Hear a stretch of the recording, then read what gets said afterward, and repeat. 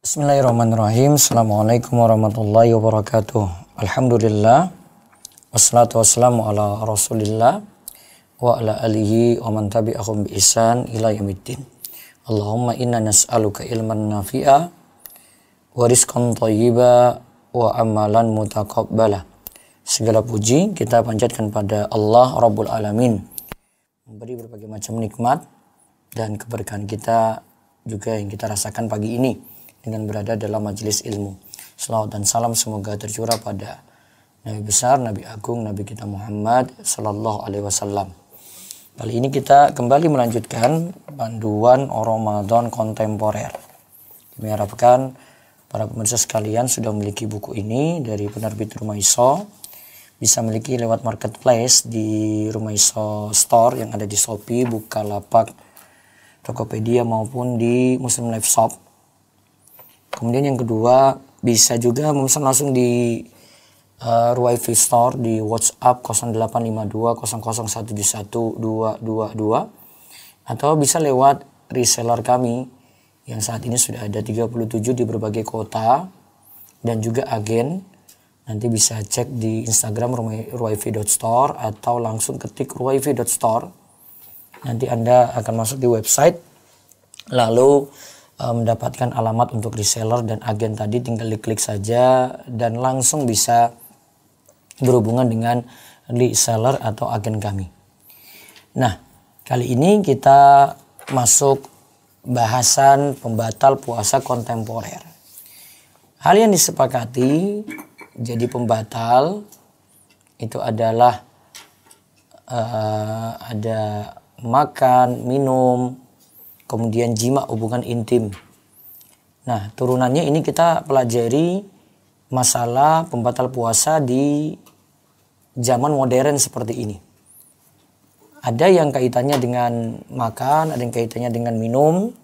Nah, satu istilah yang harus kita pahami karena ini istilah yang nantinya jadi pokok untuk menurunkan masalah pembatal puasa, yaitu istilah al-jauf. Al-jauf atau kita katakan kemarin organ dalam tubuh ya, atau rongga. Apakah lubang telinga ini masuk, apakah nanti yang di mata ini masuk, apakah yang di hidung juga masuk, di mulut masuk gitu ya. Dan kapan kita disebut melakukan atau aktivitasnya makan minum sehingga itu membatalkan puasa. Dua ini nanti kita akan simpulkan pagi ini untuk menurunkan masalah-masalah lainnya lagi yang terkait dengan pembatal puasa. Nah, sekarang kita lihat rongga atau al-jauf tadi yang dimaksudkan itu apa. Di sini kita akan ungkapkan pendapat dari berbagai macam mazhab. Ini kami ambil dari tulisan ulama belakangan ya. Ini mengungkap berbagai macam pendapat masalah kontemporer. Kalau lihat di halaman referensi itu,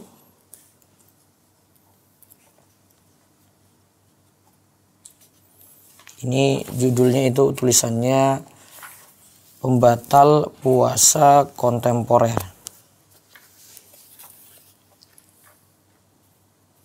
Saya tunjukkan secara spesifik nanti ya. Dari seorang ulama yang mengajar saat ini di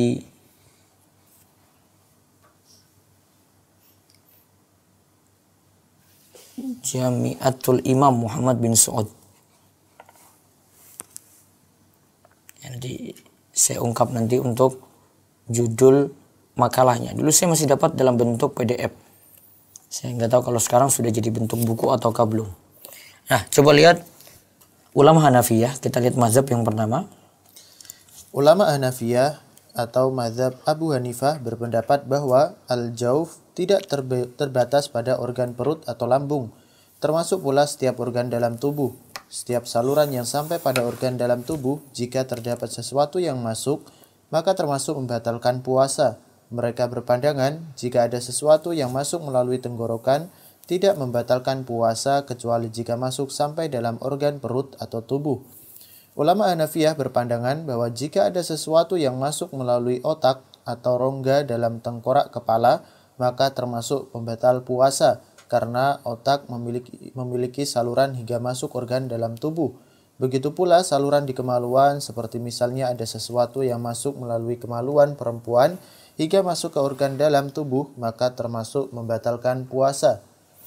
Kaidah mereka ini, setiap saluran yang sampai pada organ dalam tubuh, maka itu membatalkan puasa. Ada yang lewat tenggorokan, masuk sampai dalam tubuh, yaitu perut, maka batal puasa. Ada yang lewat otak, diinjeksikan lewat otak atau tengkorak kepala, masuk ke dalam organ tubuh, maka membatalkan puasa. Ada yang dimasukkan lewat kemaluan, diinjeksikan lewat kemaluan, masuk ke dalam organ tubuh, maka itu juga termasuk membatalkan puasa. Terus ulama Malikiyah berpendapat. Ulama Malikiyah berpendapat bahwa yang dimaksud al-jauf adalah segala organ dalam perut, bukan hanya lambung. Namun ulama Malikiyah berpandangan bahwa jika ada sesuatu masuk dalam tenggorokan walau tidak masuk sampai organ dalam tubuh, maka puasanya batal. Mereka berselisih mengenai sesuatu yang masuk melalui otak atau rongga dalam tengkorak kepala. Adapun untuk saluran lain, maka dipersyaratkan ada sesuatu yang masuk membatalkan puasa jika masuk sampai organ dalam tubuh. Kalau pengertian dari ulama Malikiyah berpendapat bahwa al-jauf itu segala organ dalam perut. Jadi bukan hanya lambung.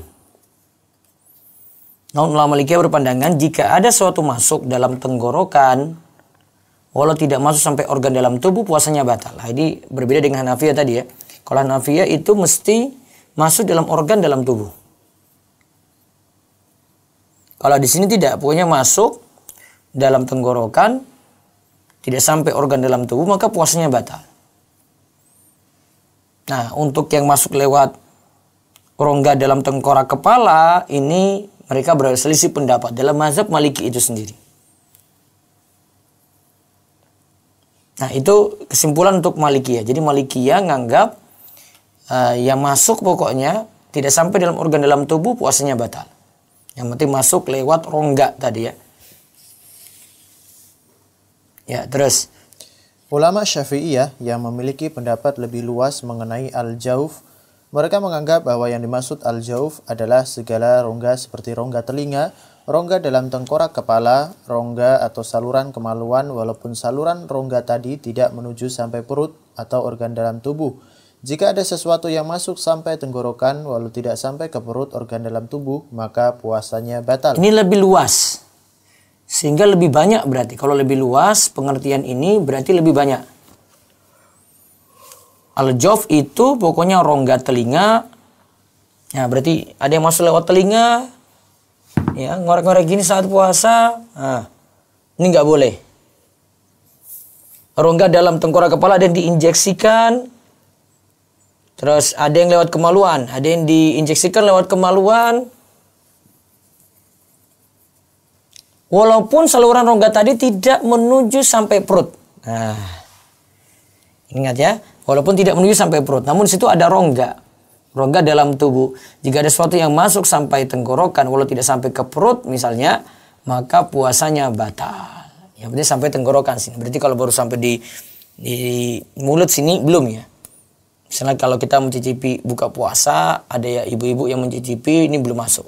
Jadi kalau sudah sampai tenggorokan sini, ya berarti masuk pembatal. Terus ulama Hambali. Ulama Hambali berpendapat bahwa al-jauf adalah organ dalam perut dan otak. Organ dalam perut berarti yang masuk dalam perut ini ya, dan otak. Terus. Jadi segala yang masuk sampai ke perut barulah membatalkan puasa. Nah, jadi yang masuk sampai ke perut barulah membatalkan puasa. Sedangkan mengenai rongga pada tengkorak atau otak, para ulama Hambali berselisih pendapat apakah termasuk rongga tersendiri sehingga jika ada sesuatu yang diinjeksikan ke otak maka membatalkan puasa. Ini ada perselisihan pendapat dalam mazhab Hambali itu sendiri. Terus. Ada pula yang memberi syarat bahwa sesuatu yang masuk melalui saluran otak bisa membatalkan jika ada saluran yang menghubungkan antara otak dan organ dalam tubuh. Kita dapat membagi pendapat ulama mazhab di atas menjadi dua macam. Nah, lihat ya, kalau Hambali ini lebih sempit ya, tidak terlalu meluas. Ini pokoknya yang masuk ke dalam perut barulah membatalkan puasa. Ada pula yang memberikan syarat bahwa sesuatu yang masuk Mulai saluran otak itu bisa membatalkan jika ada saluran yang menghubungkan antara otak dan organ tubuh yang lain. Yang sangat luas pendapatnya ulama Syafi'i. Yang begitu sempit pendapatnya ini mazhab Hambali. Ini perbedaannya jauh sekali nih. Kalau Syafi'iyah pokoknya setiap rongga. Kalau ulama Hambali cuma yang masuk ke perut dan yang otak, masuk ke otak ya.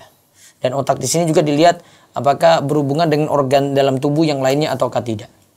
Nah, sekarang kita lihat ternyata dari 4 mazhab ini kita bisa kelompokkan ada 2 macam pendapat, yaitu macam pertama. Macam pertama, para ulama yang menyatakan bahwa pembatal puasa terjadi jika ada sesuatu yang diinjeksi melalui otak atau rongga pada tengkorak kepala, melalui dubur atau semacamnya. Mereka menganggap bahwa saluran-saluran tadi bersambung dengan saluran pada organ dalam perut. Akan tetapi pendapat ini lemah karena penelitian kedokteran terkini membuktikan bahwa saluran-saluran tersebut tidak bersambung dengan organ dalam tubuh. Nah, pendapat ini lemah. Kalau katakan semua rongga nantinya ada situ lewat dubur, lewat otak, nah itu tidak ada hubungannya dengan perut. Terus macam kedua. Macam kedua, para ulama yang menganggap al-jauf adalah organ dalam perut saja, dan ada yang menganggap bahwa al-jauf bukan hanya organ dalam perut. Ya, ada yang menganggap itu perut saja, seperti tadi ya pendapat dari mazhab Hambali. Ya. Terus ada juga yang menganggap itu bukan hanya organ dalam perut saja. Baik, sekarang kita lihat pendapat terpilih tentang al-jauf. Pada kenyataannya, mereka tidak memiliki dalil yang kuat yang mendukung pendapat mereka. Padahal dalil begitu jelas menunjukkan bahwa yang membatalkan puasa hanyalah makan dan minum. Ini berarti bahwa yang dianggap membatalkan puasa adalah sesuatu yang masuk menuju perut atau lambung. Inilah yang menjadi batasan hukum, dan jika tidak memenuhi syarat ini, berarti menunjukkan tidak adanya hukum. Taib. Lihat ya, pada kenyataannya mereka tidak memiliki dalil yang kuat yang mendukung pendapat mereka. Padahal dalil begitu jelas menunjukkan bahwa yang membatalkan puasa, digarisbawahi, hanyalah makan dan minum. Karena dalam ayat juga Al-Baqarah 187 sebutkan istilah makan dan minum. Ini berarti bahwa yang dianggap membatalkan puasa adalah sesuatu yang masuk menuju perut. Makan minum itu kalau pengaruhnya pada lambung. Nah, inilah menjadi batasan hukum, dan jika tidak memenuhi syarat ini berarti menunjukkan tidak adanya hukum. Terus pendapat terkuat. Pendapat terkuat dalam masalah ini yang dimaksud al-jauf adalah perut atau lambung, bukan organ lainnya dalam tubuh. Jadi yang lebih tepat al-jauf itu maknanya lambung, berarti yang masuk dalam lambung. Jadi tidak diglobalkan ke yang masuk ke telinga, masuk diinjeksikan di kepala, yang diteteskan ke mata, ya, yang diinjeksikan lewat kemaluan atau lewat dubur. Nah, itu tidak masuk. Terus setelah kita memahami hal ini, kita akan mudah membahas pembatal puasa kontemporer karena telah memiliki pijakan atau landasan yang tepat. Nah, sekarang kita bahas satu persatu pembatal kontemporer. Mulai dari Ventolin, penggunaan Ventolin, obat sprayer asma, ya, dibaca. Asma merupakan penyakit pernafasan yang disebabkan penyempitan saluran nafas atau bronkus, yang tingkatnya bervariasi dari waktu ke waktu. Penyakit ini timbul didasarkan atas reaksi peradangan saluran nafas terhadap zat-zat perangsang yang berhubungan dengan penderita. Berdasarkan cara kerjanya, dikenal 2 jenis obat asma, bronkodilator, misalnya salbutamol, aminafilin, dan lain-lain, yang digunakan untuk melebarkan penyempitan bronkus. Kan tadi bronkusnya itu mengalami penyempitan saluran nafasnya ya. Ada di sini yang pertama itu yang digunakan untuk melebarkan penyempitan bronkus tadi. Ya, jalan udara itu lebih lancar sehingga sesak nafas berkurang atau menghilang. Terus yang kedua, obat antiinflamasi atau anti peradangan yang berfungsi menghilangkan peradangan dan kepekaan bronkus sehingga tidak terjadi lagi penyempitan bronkus dan diharapkan tidak terjadi lagi sesak nafas. Ya, kalau tadi bisa berkurang, kalau ini tidak terjadi lagi sesak nafas ya. Pokoknya tujuannya di sini menghilangkan peradangan dan kepekaan bronkus sehingga tidak terjadi lagi penyempitan bronkus. Ya, ini berarti ada bronkodilator dan ada obat anti-inflamasi atau anti peradangan. Terus, penderita asma biasanya menggunakan Ventolin berupa sprayer yang disemprotkan ke dalam mulut ketika asma kambuh. Ventolin ini Ventolin ini ya berupa sprayer, jadi sprayer disemprotkan ke dalam mulut ketika asma itu kambuh. Terus, Ventolin ini terdiri dari 3 unsur, yaitu 1. Bahan kimia, terus 2. H2O, dan 3. O2. Ya, ada H2O, ya, air murni itu berarti ya. Terus ada O2, oksigen. Terus, penggunaan Ventolin adalah dengan cara menekan sprayer, kemudian gas Ventolin masuk melalui mulut ke faring, lalu ke dalam trakea hingga bronkus. Tetapi ada sebagian kecil yang tetap di faring dan ada pula yang masuk ke rongkongan sehingga bisa masuk terus ke dalam perut.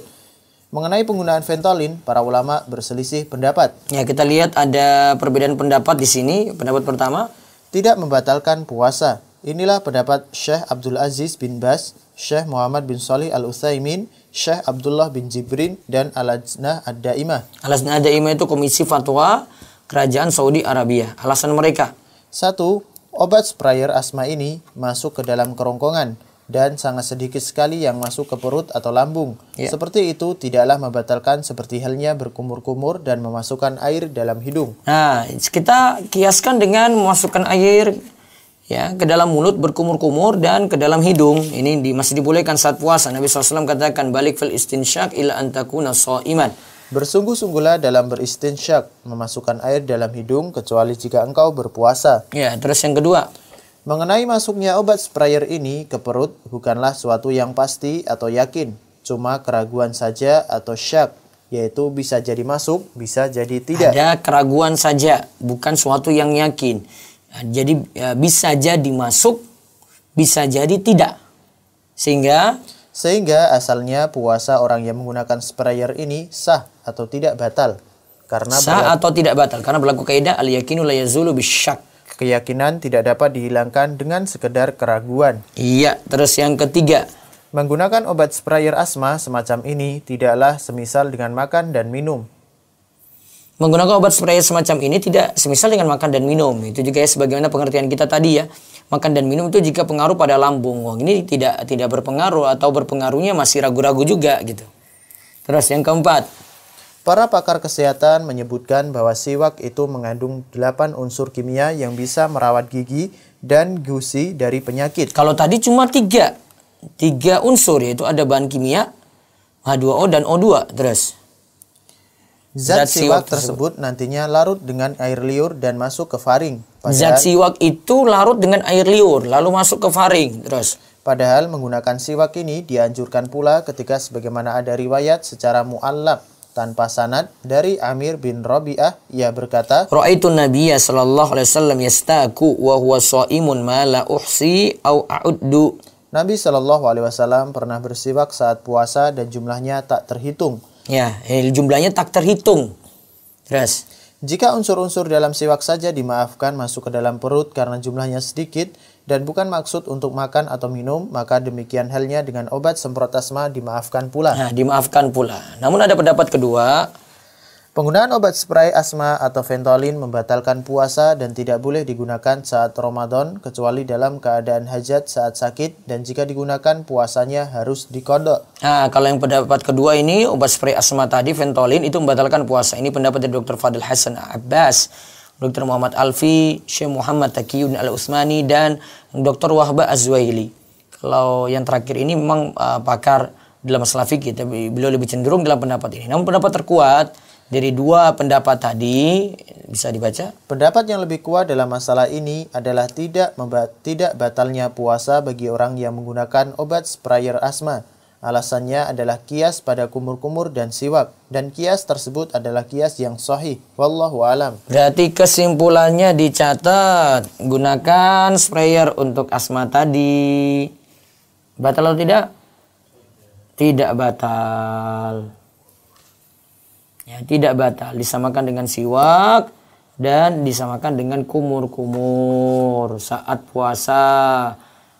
Siwak boleh digunakan padahal unsurnya itu, unsur kimianya ada 8. Nabi itu gunakan berulang kali, tak terhitung ketika puasa beliau gunakan. Namun kalau sikat gigi, pasta gigi, baiknya dihindari saja, lebih aman. Apalagi kalau sudah zuhur ya. Mungkin lebih menenteramkan gitu. Kalau siwak, ada dalilnya di sini, ditambah siwak sebenarnya tidak terlalu pengaruh bagi dalam tubuh ya. Kalau pasta gigi itu ada sesuatu yang nanti punya pengaruh yang berbeda gitu. Itu lebih dihindari. Nah, kumur-kumur juga tadi kita ada pelajaran, ambil catatan. Kumur-kumur tidak banyak-banyak. Ya, siapa yang sengaja kumur-kumur banyak-banyak, bolak-balik, dia wudhu, wah, ini kesempatan nih, saya 10 kali kumur-kumur, keluar lagi. Nah, banyak-banyak apalagi. Nah, ini nggak boleh. Kalau sengaja banyak, lalu masuk, batal tuh puasanya. Nah, itu pelajaran yang bisa kita ambil dari pembahasan tadi. Dan pelajaran yang lainnya lagi, yang yakin itu yang jadi pegangan, yang ragu-ragu tidak dipegang. Kan masuknya sesuatu ke dalam tadi, dari Ventolin yang digunakan, itu kan masih ragu-ragu. Bisa jadi masuk, bisa jadi tidak. Yaitu untuk sampai ke perut, bisa jadi masuk, bisa jadi tidak. Maka pegang yang yakin. Kalau ini masih ragu-ragu, tidak diambil, sudah, berarti tidak batal. Nah, sekarang kita lihat lagi yang kedua, meneropong lambung dengan endoskopi. Untuk memeriksa keluhan pada lambung yang ditandai dengan nyeri pada ulu hati, kembung, mual, dan muntah bisa dilakukan dengan teknik endoskopi. Alat yang digunakan dimasukkan lewat mulut lalu menuju faring sampai ke esofagus hingga ke lambung. Teknik ini bisa mengangkat daging atau polip yang di tenggorokan esofagus atau daging tumbuh atau polip pada lambung. Teknik ini pula bisa mengambil benda-benda yang tertelan seperti koin, gigi palsu, duri ikan, batu baterai atau jam tangan, kancing, dan lain-lain. Ya, teknik ini bisa mengangkat daging di tenggorokan ya, atau daging tumbuh ada pada lambung. Teknik ini pula bisa mengambil benda-benda yang tertelan seperti koin, mungkin ada gigi palsu masuk, terus ada duri ikan, ada batu baterai jam tangan, ada yang kecil-kecil itu, ada kancing kemasukan dalam gitu.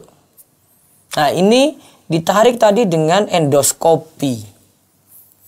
Ya, ditarik tadi dengan endoskopi, dimasukkan lewat mulut menuju faring, masuk dalam. Nah, sekarang endoskopi adalah pemeriksaan atau tindakan pengobatan ke dalam saluran pencernaan yang mempergunakan peralatan berupa teropong atau endoskop. Tindakan endoskopi dapat dibedakan menjadi 3. Satu, gastroskopi digunakan untuk melihat dan mengetahui keadaan serta melakukan tindakan terapi dalam rongga saluran cerna bagian atas dari tenggorokan atau esofagus, lambung, mah, sampai ke usus 12 jari atau duodenum. Ya. Yang kedua, kolonoskopi. Digunakan untuk melihat dan mengetahui keadaan serta tindakan terapi dalam rongga saluran cerna bagian bawah atau usus besar dan bagian akhir usus halus. Kalau kolonoskopi itu cuma melihat dan mengetahui keadaan. Kalau gastroskopi itu melihat dan mengetahui keadaan serta melakukan tindakan terapi. Jadi tindakan terapi, tapi ini bedanya dalam rongga saluran cerna. Kalau untuk kolonoskopi, kalau yang tadi gastroskopi itu dilakukan terapi dalam rongga saluran cerna bagian atas dari tenggorokan, lambung ke usus 12 jari. Kalau kolonoskopi itu dalam rongga saluran cerna bagian bawah. Nah, bedanya atas bawah ya. Dan bagian akhir usus halus. Kemudian ada lagi ERCP, yaitu endoscopic retrograde cholangio pankreatografi. Nah, yaitu pemeriksaan untuk melihat kelainan dan tindakan terapi di dalam saluran empedu dan pankreas.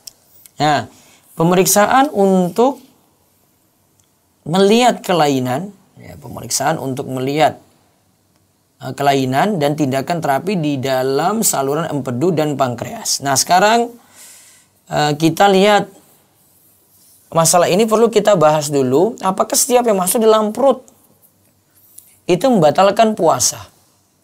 Nah, sebelum melihat jauh. Sebelum melihat lebih jauh apakah teknik endoskopi bisa membatalkan puasa ataukah tidak, maka perlu dikaji lebih dulu apakah sesuatu yang masuk ke dalam lambung otomatis membatalkan puasa ataukah dipersyaratkan yang masuk adalah makanan. Nah, kalau misalnya yang masuk adalah koin, apakah puasanya jadi batal? Masuk tadi kancing, apakah puasanya jadi batal? Atau benda-benda kecil lainnya? Nah, para ulama dalam masalah ini berselisih pendapat. Ya. Sebab perselisihan yang ada mengenai kias makanan dengan selain makanan. Yang dapat dipahami secara tekstual dari dalil hanyalah masuknya makanan ke dalam perut yang bisa membatalkan puasa.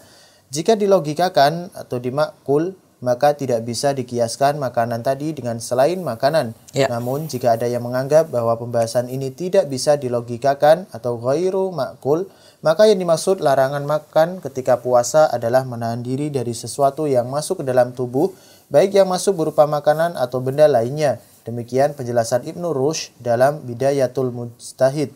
Nah, sekarang dari penjelasan di atas.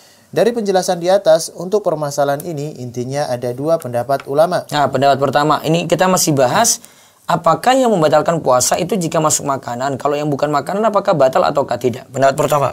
Mayoritas ulama terdahulu dan saat ini berpendapat bahwa segala sesuatu yang masuk ke dalam perut membatalkan puasa, walaupun yang masuk bukan berupa makanan, tidak bisa larut dan tidak bisa mencair. Seandainya ada sepotong besi atau batu masuk dengan sengaja ke dalam tubuh, maka puasanya batal. Nah, masuk ke dalam, ya, sampai ke lambung, sepotong besi atau batu, maka puasanya batal. Ini pendapat dalam mazhab Abu Hanifah, Maliki, Syafi'iyah, dan Hambali. Alasannya? 1. Nabi Shallallahu Alaihi Wasallam memerintahkan untuk menghindari celak mata yang bisa masuk melalui mata hingga kerongkongan. Padahal celak mata bukanlah makanan. Hal ini menunjukkan bahwa tidak disyaratkan yang masuk ke dalam tubuh berupa makanan yang dianggap sebagai pembatal puasa. Nah, sanggahan. Hadis yang membicarakan masalah celak sebagai pembatal puasa adalah hadis dhaif atau lemah. Nah, hadis dhaif atau lemah. Kalau pembahasan celak gitu ya, celak apakah membatalkan puasa itu hadis dhaif atau lemah. Terus Ibnu Taimiyah rahimahullah menjelaskan, pendapat yang lebih kuat adalah diantaranya celak mata tidaklah membatalkan puasa, karena puasa adalah bagian dari agama yang perlu sekali kita mengetahui dalil khusus dan dalil umum. Seandainya perkara ini adalah perkara yang Allah haramkan ketika berpuasa dan dapat membatalkan puasa, tentu Rasulullah Shallallahu Alaihi Wasallam akan menjelaskan kepada kita. Seandainya hal ini disebutkan oleh beliau Shallallahu Alaihi Wasallam, tentu para sahabat akan menyampaikannya pada kita, sebagaimana ajaran Islam lainnya sampai pada kita. Karena tidak ada satu orang ulama pun menukil hal ini dari beliau Shallallahu Alaihi Wasallam, baik hadis sahih, dhaif, musnad atau bersambung sampai Nabi, ataupun mursal, sanad di atas tabi'in terputus. Dapat disimpulkan bahwa beliau Shallallahu Alaihi Wasallam tidak menyebutkan perkara ini sebagai pembatal. Sedangkan hadis yang menyatakan bahwa bercelak membatalkan puasa adalah hadis yang dhaif atau lemah. Hadis tersebut dikeluarkan oleh Abu Daud dalam sunannya, namun selain beliau tidak ada yang mengeluarkannya. Hadis tersebut juga tidak dapat dalam Musnad Ahmad dan kitab referensi lainnya. Ya, jadi pendapat yang lebih kuat, celak mata tidaklah membatalkan puasa. Sehingga kalau disamakan dengan celak mata tidaklah tepat. Sekarang yang kedua. Puasa adalah menahan diri atau imsak dari memasukkan segala sesuatu ke dalam tubuh. Jika seseorang memasukkan non-makanan, itu berarti tidak menahan diri atau imsak. Oleh karena itu dapat kita katakan bahwa orang yang makan tanah atau batu tetap disebut makan. Ya, kalau di sini disebut imsak itu memasukkan, imsak itu berarti menahan diri dari memasukkan segala sesuatu ke dalam tubuh. Jika seorang masukkan non makanan itu berarti tidak menahan diri. Nah, oleh karena itu kita dapat katakan bahwa orang yang makan tanah atau batu tetap disebut makan. Nah, coba kita lihat dulu sanggahannya. Padahal penyebutan makan disebutkan oleh mayoritas pakar bahasa dikaitkan dengan makanan seperti dalam lisanul Arab. Disebutkan, akal tu'ama aklan wa ma'kalan. Aku benar-benar makan dan yang dimakan adalah makanan. Ya, Ar-Ramani dalam Al-Misbahul Munir berkata, makan hakikatnya al-aklu hakikatan bal ut-ta'am ba'da matlihi fa balagul haswa laysa bi aklin hakikatan. Terus. Makan hakikatnya adalah memasukkan makanan setelah dikunyah. Jika yang dimasukkan adalah batu, maka itu sebenarnya tidak disebut makan. Ya. Kalau dimasukkan batu tidak disebut makan. Ini penjelasan dulu ya. Terus dalam Al-Mufradat Al-Asfahani disebutkan al-aklu tanawul mat'am. Makan adalah mencerna makanan. Terus Nukilan-nukilan pakar bahasa di atas menunjukkan bahwa makan hanyalah dimasukkan jika yang dimasukkan itu makanan. Hal ini dikuatkan pula dengan sabda Nabi Shallallahu Alaihi Wasallam. ya.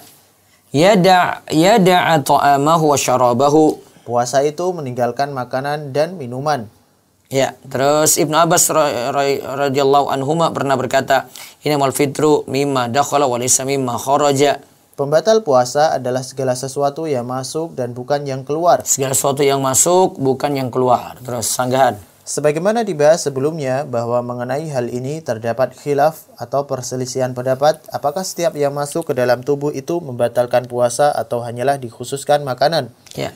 Lagi pula tidak setiap yang keluar itu tidak membatalkan puasa. Buktinya saja darah haid jika keluar dan muntah dengan sengaja membatalkan puasa. Iya, karena darah haid jika keluar puasanya batal, muntah dengan sengaja juga membatalkan puasa. Padahal itu adalah sesuatu yang keluar. Sehingga perkataan Ibnu Abbas di atas sebenarnya tidak bisa jadi dalil pendukung. Ya, kita lihat pendapat kedua.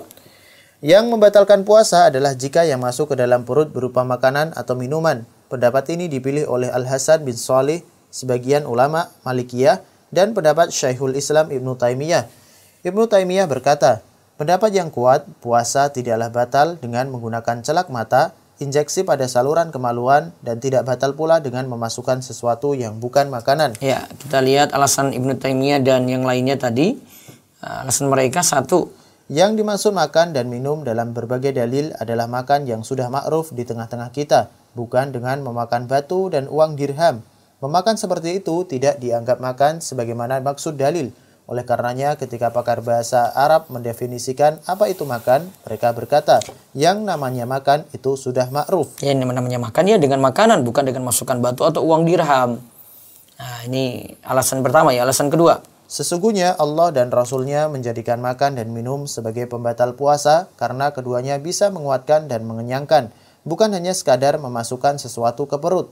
Ya. Syekh Islam Ibnu Taimiyah berkata, orang yang berpuasa dilarang makan dan minum karena keduanya dapat menguatkan tubuh. Padahal maksud meninggalkan makan dan minum di mana kedua aktivitas ini yang mengalirkan darah di dalam tubuh, di mana darah ini adalah tempat mengalirnya setan, dan bukanlah disebabkan karena melakukan injeksi atau bercelak. Jika demikian sebabnya, maka memasukkan sesuatu yang bukan makanan ke dalam perut tidaklah merusak puasa. Terjadi perselisihan pendapat yang kuat di sini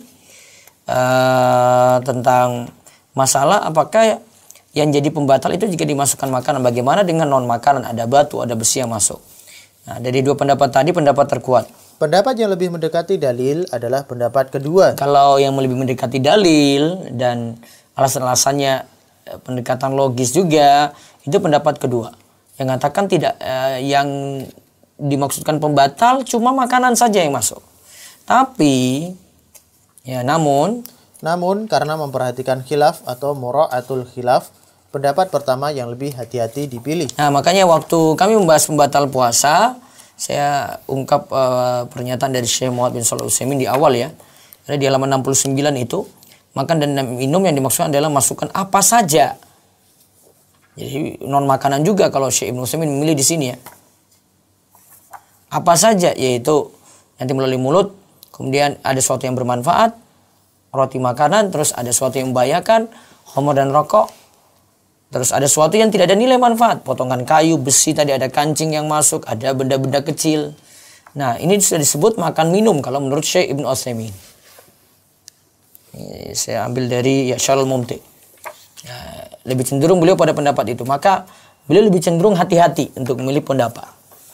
Jadi tidak dibatasi pada makanan saja. Nah, berarti kalau kita bahas endoskopi, kan kita lihat tadi al-jauf, ya itu pengertiannya al-jauf karena masuk ke lambung kan. Terus yang dimasukkan apa? Makanan atau bukan gitu. Kalau cuma sekadar masuk saja, tidak ada yang masuk, berarti cuma alat masuk terus keluar lagi, berarti tidak batal karena tidak masuk apa-apa. Karena keluar lagi gitu. Nah, coba kita lihat kembali ke permasalahan endoskopi. Kembali ke permasalahan alat endoskopi yang dimasukkan ke dalam lambung. Jika kita melihat pendapat pertama bahwa segala yang dimasukkan ke dalam tubuh, baik berupa makanan atau non-makanan membatalkan puasa, maka demikian pula yang berlaku dengan alat endoskopi. Inilah yang jadi pilihan para imam mazhab selain Hanafiyah. Hanafiyah mensyaratkan bahwa yang membatalkan puasa adalah jika yang masuk ke dalam tubuh itu keseluruhan bendanya. Seandainya masih ada yang tersisa di luar, maka tidak membatalkan puasa. Sehingga menurut pendapat ulama Hanafiyah, menggunakan alat endoskopi ini tidak membatalkan puasa. Namun ulama mazhab lainnya membatalkan puasa. Kalau ulama Hanafiyah tidak batal puasa. Karena ujungnya masih ada di luar, tidak semuanya masuk. Beda dengan kancing atau batu yang tadi masuk ya. Masuk berarti semua bendanya masuk. Terus, jika yang menjadi pilihan adalah pendapat kedua, sebagaimana menjadi pilihan Ibnu Taimiyah, yaitu yang membatalkan puasa adalah jika yang masuk ke dalam perut adalah makanan, maka jelas alat endoskopi yang masuk ke lambung tidak membatalkan puasa, karena alat endoskopi adalah benda padat atau non-makanan. Dia benda padat non-makanan. Ya. Dia benda padat non-makanan. Kalau pakai pendapat yang kedua Ibnu Taimiyah berarti tidak batal puasa. Terus, pendapat yang menyatakan teknik endoskopi tidak membatalkan puasa menjadi pilihan Syekh Muhammad Bakhid, Mufti Mesir, dan Syekh Muhammad bin Shalih Al-Utsaimin. Nah, kalau Syekh Muhammad bin Shalih Al-Utsaimin, padahal tadi kita sudah lihat definisi yang beliau sebutkan, tapi di sini karena yang masuk non makanan, ya mungkin karena alasan lain lagi ya, teknik endoskopi ini tidak membatalkan puasa. Terus pendapat yang menyatakan? Pendapat yang menyatakan bahwa ya, dimasukkannya alat endoskopi ini tidak membatalkan puasa. Itulah yang lebih tepat, karena cara kerja alat ini tidak disebut makan secara bahasa dan secara urf. Alat tersebut dimasukkan untuk tujuan diagnosa atau pemeriksaan, tidak lebih dari itu. Terus peringatan. Jika dokter memasukkan pada alat endoskopi ini suatu zat seperti minyak supaya memperlicin dan mempermudah masuknya alat ke dalam tubuh, maka saat ini puasanya batal, tanpa ragu lagi. Karena ada zat yang masuk dan batalnya bukan karena sebab alat tadi. Namun kalau dimasukkan situ ada minyak, diikut sertakan, maka puasanya jadi batal. Ya, karena sudah, ini bukan masalah alat tadi saja yang masuk, tetapi ada sebab yang lainnya. Nah, menggunakan berikutnya inhaler dan obat tetes pada hidung, insya Allah pada kesempatan besok pagi kita lanjutkan kembali. Jadi ada poin penting yang bisa kita simpulkan. Ada pengertian al-jauf. Al-jauf itu yang lebih tepat itu lambung. Jadi dia masuk ke dalam lambung. Kemudian ada masalah yang kedua yang dimasukkan itu apa? Makanan atau non makanan? Kalau yang lebih hati-hati ya semuanya. Makanan non makanan itu masuk. Itu batalkan puasa. Tapi kalau lihat dari sisi dalil yang lebih kuat adalah jika yang dimasukkan itu makanan. Yang lainnya lagi insya Allah mudah-mudahan kita bisa lanjutkan di kesempatan Jumat pagi. Baik, demikian. Silahkan jika ada yang mau bertanya, kami beri kesempatan. Bisa dari Zoom membaca chat dulu sambil saya juga lihat nanti di YouTube dan Instagram. Monggo dari Zoom lewat chat. Baik Ustadz, Ana bacakan pertanyaan lewat chat terlebih dahulu. Bismillah Ustadz. Jika lendir ketika seseorang pilek yang tidak sengaja tertelan, apakah bisa membatalkan puasa Ustadz? Lalu bagaimana pula dengan memakai lipstik ketika puasa Ustadz? Kalau itu dari dalam tubuh, tertelan tidak batal. Kalau masuk dari luar dulu. Karena yang kita bahas kan semuanya makanan itu dari luar itu. Bukan yang dalam. Menelan ludah, itu kan dari dalam. Dan lendir itu juga sulit dihindari. Tapi kalau mau aman, dikeluarkan itu lebih baik.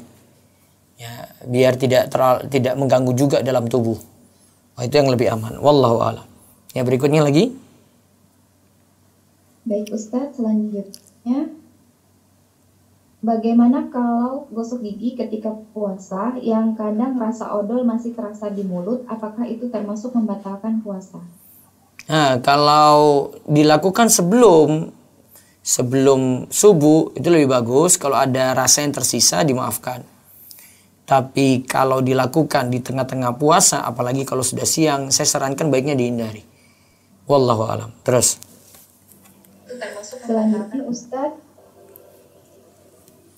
izin bertanya, Kalau kita tiba-tiba terlintas jima saat puasa, kemudian sadar kalau berpuasa, itu puasanya bagaimana Ustaz? Baru terlintas saja, kemarin sudah kita sebut, tidak membatalkan puasa. Terus? Perawatan atau pengobatan gigi bagaimana Ustaz? Dokter memeriksa atau mengobati gigi dengan memasukkan alat ke mulut. Batal tidak Ustaz? Jadi secara hukum tidak batal ya. Karena cuma di dalam mulut, kemudian tidak pengaruh sampai lambung. Jadi tadi kita bahas pengertian al-jauf nanti dipahami itu sampai ke lambung, rongga, tapi yang masuk ke lambung punya pengaruh pada lambung dan yang dimasukkan untuk makanan. Kalau tidak seperti ini berarti tidak membatalkan puasa. Ya. Satu lagi. Pada saat puasa ketika wudhu, air liur yang di bibir saya masukkan ke dalam mulut, tetapi tidak saya telan, melainkan saya keluarkan bersama dengan air liur yang lain. Sahkah puasa saya Ustaz? Sah puasanya. Satu lagi. Sahkah puasa seseorang apabila tanpa sengaja melihat orang telanjang dan langsung memalingkan muka Ustaz? Tidak batal puasanya. Baik, tahan dulu, ada yang dari YouTube ini. Kalau minyak yang dimasukkan dalam pada saat endoskopi kan tadi tidak mengenyangkan ya, dan tidak memberikan tenaga sifatnya, apakah tetap sebaiknya jangan dilakukan? Ya jangan dilakukan. Ya, jangan dilakukan, itu lebih baik. Melihat pada pendapat jumhur ulama ya, lebih hati-hati. Terus apakah menonton anime membatalkan puasa? Ya kalau menghabiskan waktu ya sia-sia ya dihindari, itu lebih aman dalam hal ini. Dari YouTube ya, dua hal tadi. Monggo bisa dari Resen, silakan. Baik Ustadz, silakan Abu Ubay. Assalamualaikum Ustaz. Waalaikumsalam warahmatullahi wabarakatuh, silakan. Mau tanya, berarti kalau tadi yang dimaksudkan itu makanan, kalau misalnya non makanan yang masuk ke perut, itu berarti membatalkan ya Ustaz ya ketika puasa ya? Kalau dari sisi dalil tidak membatalkan. Kalau non makanan Ustaz? Iya, tadi kan kesimpulannya gitu. Diingat aja kalau dari sisi dalil tidak membatalkan pendapat Ibnu Taimiyah. Tapi kalau dari sisi mau aman ya tidak masukkan kayak gitu. Berarti kan kalau untuk alatnya kan karena dia kan udah masuk lalu keluar, itu kan nggak membatalkan ya Ustaz ya? Iya, apalagi tidak ada makanan yang dimasukkan gitu. Iya. Tanya lagi Ustaz. Iya. Berarti yang kemarin itu dia yang bertanya terkait apa yang proses kuping dan hidung kemarin itu. Nah, ini tidak batal. Memakai mazhabnya Syafi'i Ustaz ya? Iya, kalau menganggap mengorek telinga itu membatalkan puasa ya Syafi'i tadi, karena al-jauf maknanya lebih luas, rongga, setiap rongga, ada rongga hidung, ada rongga telinga gitu ya. Itu yang dimaksud. Ya Ustaz. Ya. Ya Ustaz. Assalamualaikum Ustaz. Assalamualaikum. Berikutnya lagi silakan. Lewat Resen. Selanjutnya silakan Ibu Halimah. Ya Ustaz, Assalamualaikum. Waalaikumsalam warahmatullahi wabarakatuh. Izin bertanya Ustaz. Ya.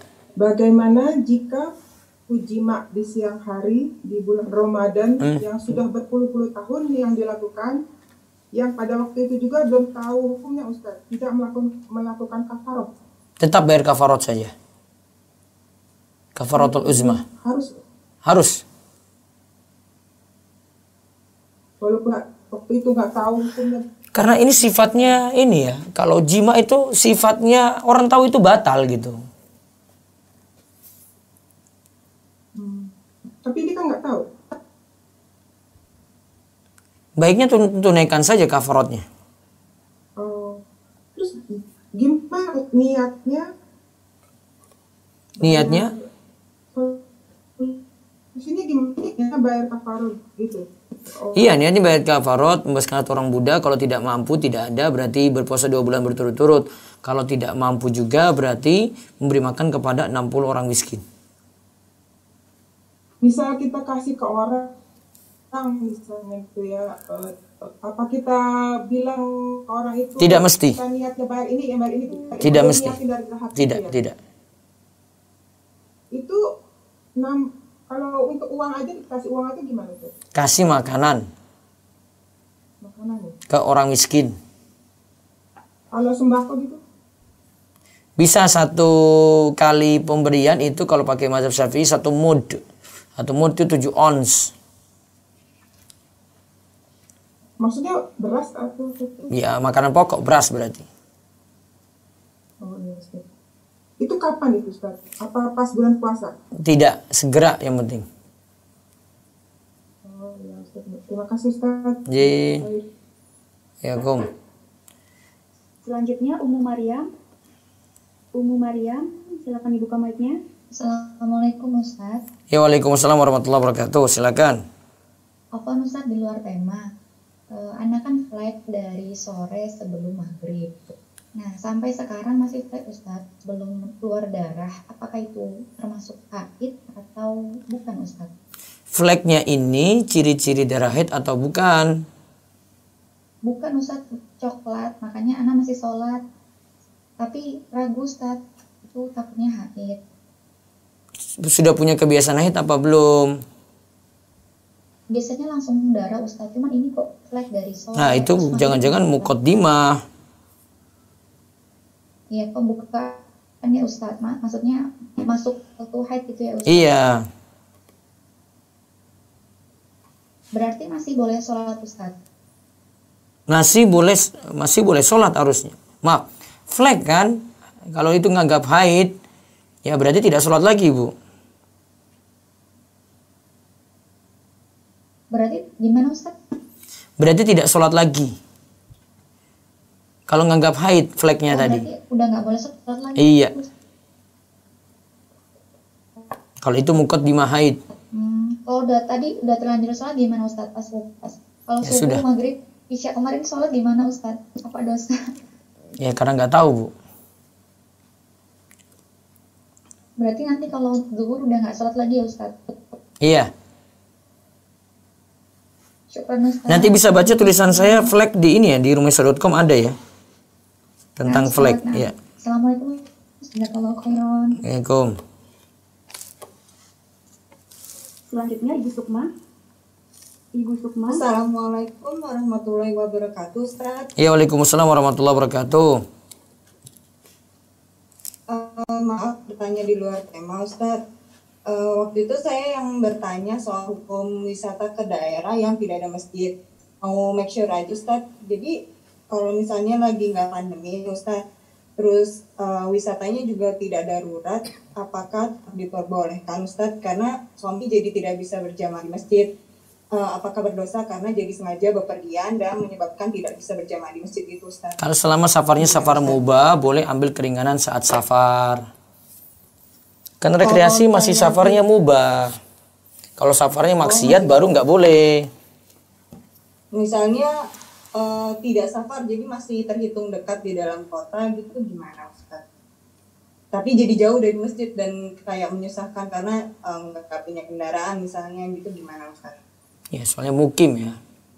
Ya, tetap dia cari tempat sholat. Oh, jadi kayak misalnya staycation di hotel kan gitu. Sholat apa ini, Bu? Sholat apa? Sholat Jumat apa sholat 5 waktu? Wajib jadi. Sholat Jumat apa sholat 5 waktu? Kalau sholat 5 waktu yang penting dia berjamaah. Kalau ada musola hotel, bisa di musola hotel. Kalau misalnya di luar negeri terus nggak ada musolanya, berarti berjamaah bersama keluarga aja? Iya, di dalam kamar. Yang penting berjamaah. Oke, baik. Jazakallah khairan, Ustaz. Assalamualaikum. Assalamualaikum. Waalaikumsalam warahmatullahi wabarakatuh. Silakan berikutnya lagi. Silakan Ibu Syifa. Ibu Syifa Hanna. Assalamualaikum Ustaz. Ya, waalaikumsalam warahmatullahi wabarakatuh. Menanya mengenai ini Ustaz, misalkan kalau kalau mau general check up, Ustaz kan harus puasa dari jam 10 malam dulu gitu kan Ustaz. Nah itu kan sampai pagi tuh Ustaz baru kita ngecek entah itu jam 7 atau jam 8. Nah itu gimana Ustaz, apa puasanya sahurnya bisa jam 9 malam atau gimana tuh? Ini pas general check up-nya itu pas hari puasa Ramadan. Soalnya urgent nih Ustaz, penting misalnya gitu. Enggak, itu pas hari Ramadan atau bukan, Bu? Iya Ramadan. Ya, berarti dari malam nggak apa-apa. Yang penting niat aja. Niat untuk puasanya tetap ada dari malam. Nggak makan sahur nggak apa-apa, Bu. Oh, nggak masalah ya, Ustaz, Nggak apa-apa. ya. Oke. Terus satu lagi, Ustaz. Iya. Hukumnya stiker-stiker di WA itu gimana ya, Ustaz ya? Saya dibilangin temen katanya nggak boleh pakai emoticon dan gitu-gitu. Kalau saya sih menghindari saja emoticon atau stiker, saya nggak pernah pakai. Oh, berarti Kalau gambar-gambar orang ya, saya nggak pernah pakai. Oh, memang tidak boleh ya, Ustaz ya? Ya, biar nggak ada yang ini aja sih. Amannya seperti itu, Bu. Oh, gitu ya, Ustaz. Syukran, Ustaz. Assalamualaikum. Waalaikumsalam warahmatullahi wabarakatuh. Silakan Ibu Ati. Assalamualaikum warahmatullahi wabarakatuh. Ustadz, Afwan izin bertanya. Waalaikumsalam warahmatullahi wabarakatuh. Silakan, Bu. Maaf di luar tema, Ustadz. Ini terkait dengan bunga bank gitu. Kan Ya. kalau tabungan itu kan ada bunganya dan ada potongan administrasi. Nah, yang kita keluarkan itu bunganya murni dari bank itu atau setelah dikurangin potongan administrasi uang kita, Ustadz? Administrasi biar potong dari tabungan sendiri, bunga bank dikeluarkan sendiri. Kan misalnya administrasinya itu kadang suka misalnya minus, tak? Misalnya administrasi 11.000, sedangkan dapat bunga itu 10.000. Ya, bunga itu nggak boleh dipakai untuk bayar administrasi, Bu. Oh, begitu. Ya, jadi tetap bunganya itu kita keluarkan sendiri, berarti Iya. administrasi itu dipotong dari tabungan kita. Iya, betul. Syukran, Ustaz, itu aja. Ji. Iya, Kom. Ya, berikutnya lagi silakan. Silakan Ibu Asia. Ibu Asia Julianti. Ya. Assalamualaikum warahmatullahi wabarakatuh, Ustadz. Ya, waalaikumsalam warahmatullahi wabarakatuh. Di luar tema ya, Ustadz. Iya. Ada foto-foto orang yang sudah meninggal itu sekarang kan lagi marak-maraknya itu diedit terus digerak-gerakin gitu, Ustadz. Boleh nggak itu, Ustadz? Baiknya Hukumnya tidak, apa? Bu. Tidak. Foto dibiarin gitu saja, nggak usah digerak-gerakin. Kemudian yang kedua, ini lebih mengingat-ingat orang yang sudah meninggal dunia lagi. Nanti terlalu banyak sedih kalau ada yang punya masalah dulu ya. Jadi teringat lagi, jadi membuat dia sedih gitu, sedih berkepanjangan. Ya. Oh, jadi itu tidak ada hukum haram atau bagaimana? Tidak ya, Ustadz ya? Ya, saran saya tidak, Bu. Saran saya tidak lakukan, lebih aman. Baik, satu lagi Ustadz boleh? Iya, silakan, Bu. Mengenai ini apa? Saya kan tabung di muamalat itu dia ada tabungan tapi memang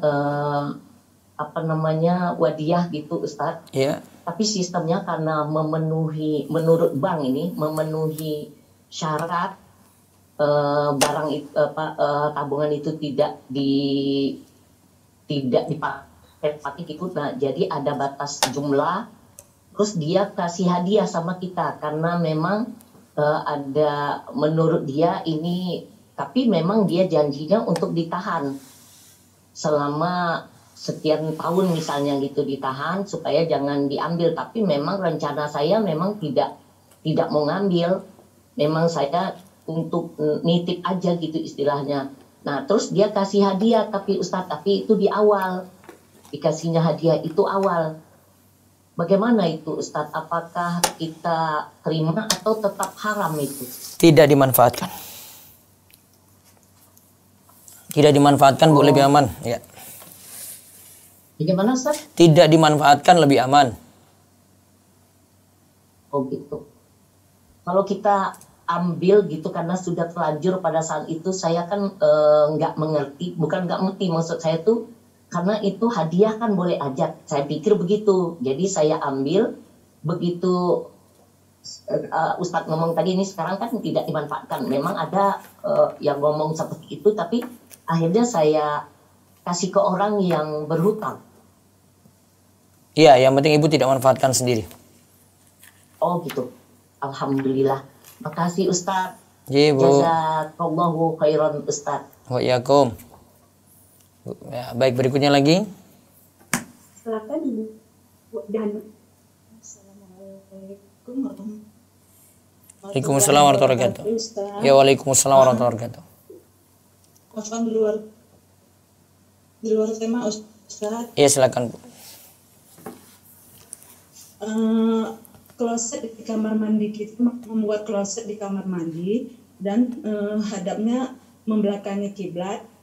Apakah boleh Ustaz? Karena yang pernah saya dengar katanya boleh, yang penting udah dibatasi dinding atau tembok. Iya, boleh Bu. Bagaimana itu Ustaz? Boleh, dalam mazhab Syafi'i boleh. Boleh ya Ustaz? Boleh. Oh, alhamdulillah khair Ustaz. Baik, sebentar tahan dulu yang di Zoom, nanti masih ada di chat ya. Tunggu, ini ada yang dari Instagram. Ada yang tanya sini? Kalau kan ada di ini ada syarat itu, ada yang wajib, sunnah, terus keringanan. Nah, ketika kita menjalankan keringanan itu termasuk menjalankan sunnah atau memang istilah keringanan sendiri? Masih boleh. Masih boleh. Masih boleh ketika butuh keringanan tadi. Kalau misalnya Ustaz, Kalau misalnya kita kan lagi sahur.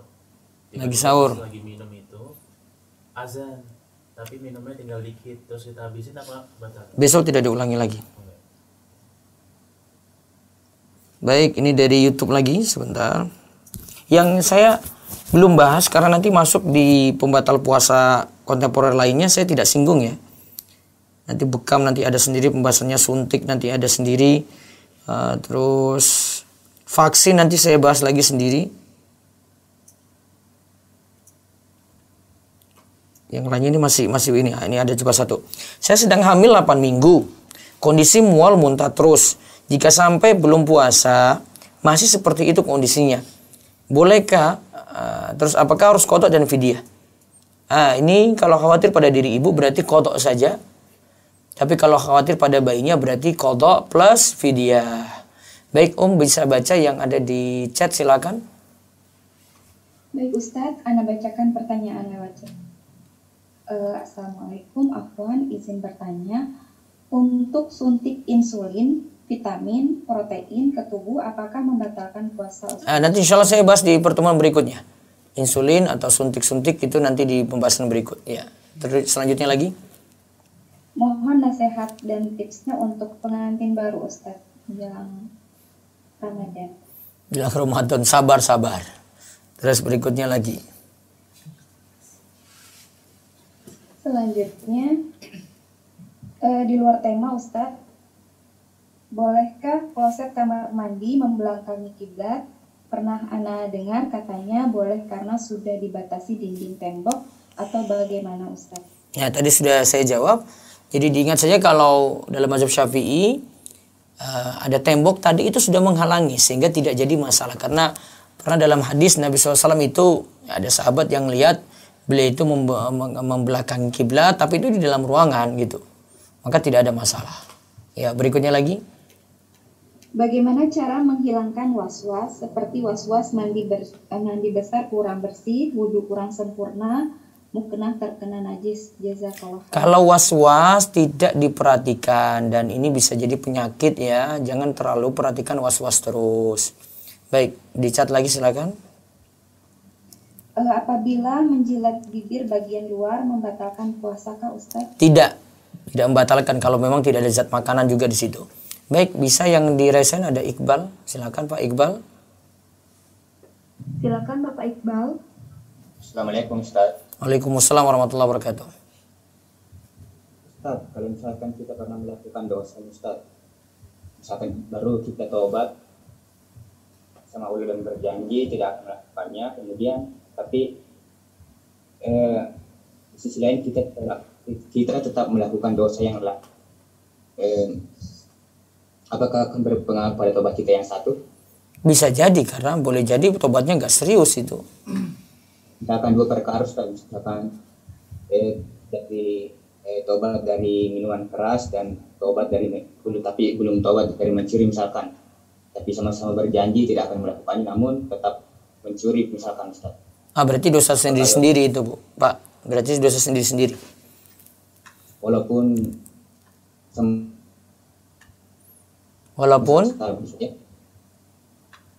Walaupun gimana? Sama telah berjanji tidak ingin melakukan. Iya. Sama-sama telah berjanji sama Allah tidak ingin melakukannya. Iya. Jadi dosanya sendiri-sendiri ya. Iya, sendiri-sendiri. Kalau misalkan Ustaz kita menceritakan aib kita dalam rangka curhat kepada manusia, apakah bisa membatalkan tobat? Kalau tidak ada manfaatnya tidak perlu. Tapi tidak termasuk rukun tobat ya Ustaz ya? Tidak. Oh, jadi begitu pun dengan menceritakannya, kalau misalkan menceritakan dengan perasaan gembira. Nah itu baru tidak tobat itu namanya. Ya Ustaz, syukron. Ya, baik. Berikutnya yang di chat silakan Terakhir. Baik Ustadz, bagaimana hukum puasanya orang yang tidak sholat 5 waktu Ustadz?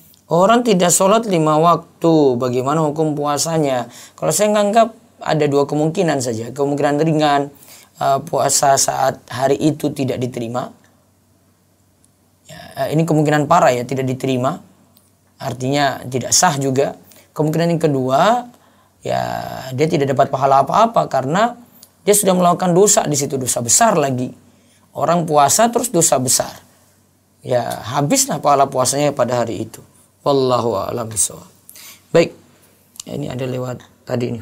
Ini maaf Instagram. Puasa bulan Sya'ban bolehkah dilakukan tiap hari Ustadz? Baiknya tidak tiap hari ya, mayoritas saja ya yang dilakukan. Wallahu a'lam, demikian yang kita bahas untuk pagi ini. Mudah-mudahan manfaat. Insyaallah kita ketemu besok pagi lagi masih dalam pembatal puasa kontemporer. Demikian kita cukupkan, tutup dengan doa kafaratul majlis. Subhanakallahumma bihamdika asyhadu an la ilaha illa anta astaghfiruka wa atubu ilaik. Assalamualaikum warahmatullahi wabarakatuh.